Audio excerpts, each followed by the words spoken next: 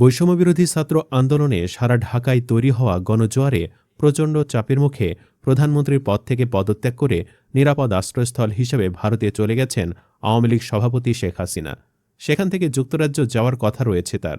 শেখ হাসিনার আকস্মিক পদত্যাগে জনরোষ থেকে বাঁচতে প্রতিবেশী দেশ ভারতে পালিয়ে গেছেন আওয়ামী লীগের বেশিরভাগ নেতা।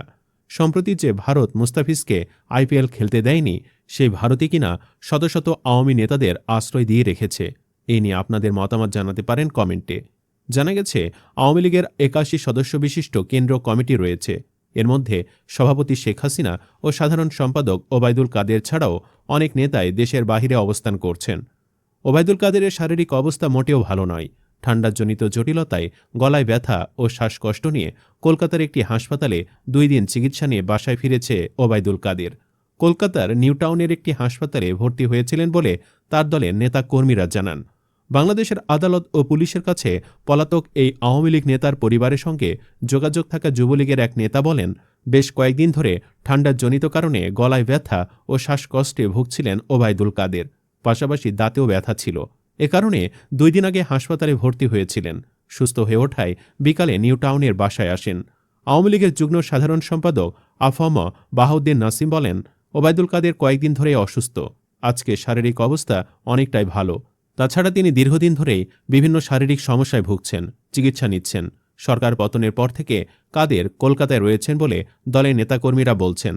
আন্দোলন দমাতে সহিংসতা ও প্রাণহানির অভিযোগে বেশ কয়েকটি মামলার আসামি কাদেরের বিরুদ্ধে ঢাকার আদালত গ্রেফতারি পরোয়ানা জারি করেছে। আওয়ামী লীগ সরকারের পতনের পর ছাত্র জনতার আন্দোলনে সহিংসতা ও প্রাণহানির অভিযোগে দলটির নেতাকর্মীদের মতো ওবায়দুল কাদেরের বিরুদ্ধেও ডজনখানেক মামলা হয়েছে। তার বিরুদ্ধে আন্তর্জাতিক অপরাধ ট্রাইব্যুনালেও মামলা হয়েছে। বিভিন্ন মামলায় গ্রেফতারি পরোয়ানাও জারি করা হয়েছে।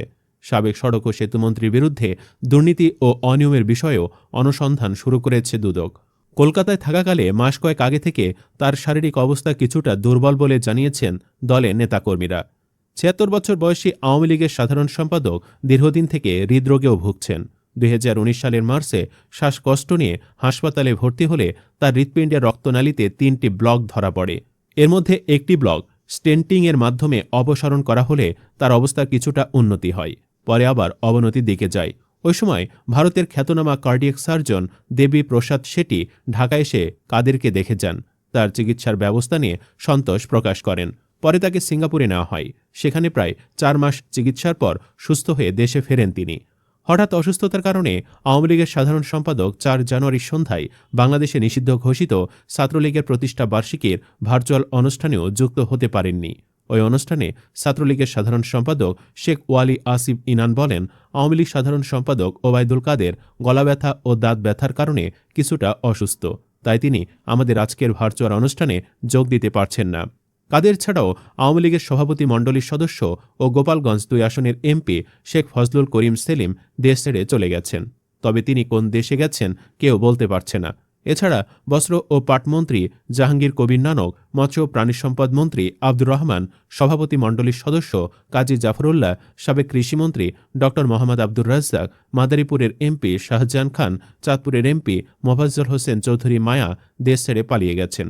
তারা কেউ শেখ হাসিনা পালানোর আগে পালিয়েছেন, আবার কেউ পরে পালিয়েছেন।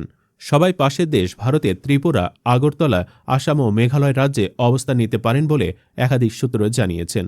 আর কোটা সংস্কার আন্দোলনের শুরুর দিকে দেশ থেকে চলে গেছেন হুইপ ও আওয়ামী লীগের সাংগঠনিক সম্পাদক জয়পুরহাট ২ আসনের এমপি আবু সাইদ আল মাহমুদ স্বপন।